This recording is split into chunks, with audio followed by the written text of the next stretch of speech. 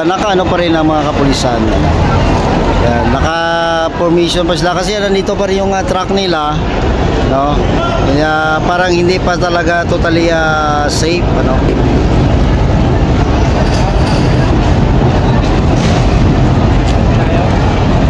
Ten minutes, pre.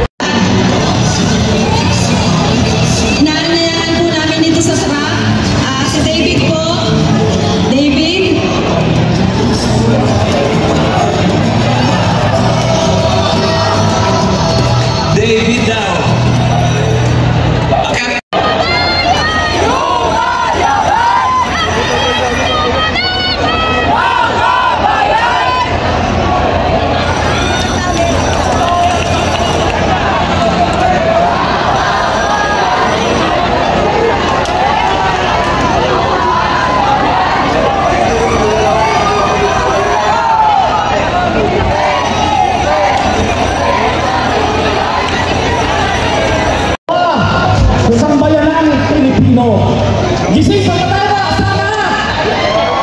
Sige nga, ito natin. Walok sa kapitalismo! Ibasa! Feudalismo! Ibasa! Imperialismo! Ibasa! Marcos mismo! Ang basa! Mga kasama at mga kababayan, ano ang pangunahing salot sa daigdig ngayon? Imperialismo ang pangunahing salot sa kabuhayan ng mga manggagawa at mamamayan ng daigdig. Ngayong araw na ito ay napakasignifikante sapagkat ginugunita natin ang ika-139 na anibersaryo ng massacre ng Haymarket. Alam ba natin kung ano ang massacre nito, mga kasama?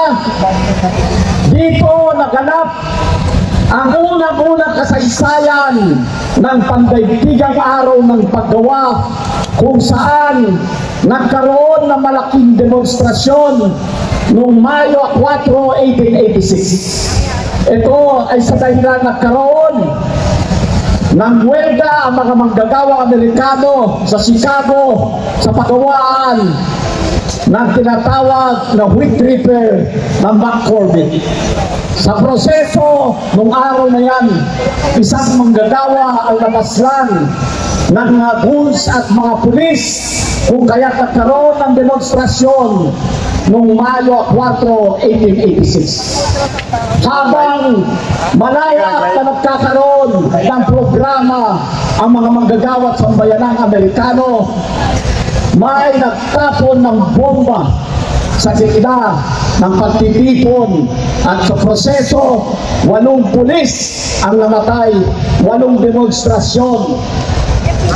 Para bagang ipinapakita ng panahon na yon ay ang paglaban ng ating mga ninuno, mga manggagawa at martir ng pulisang paggawa, sapagkat ang naging resulta ay ang pagkaso sa 8 mga leader manggagawa na pinangunahan ni Sanders at Parsons, kung saan sila ay binitay. 4 ang binitay, 3 ang nakulong habang buhay, at 1 ay nagpakamatay. Makikita natin na hindi simple ang paglaban na mauring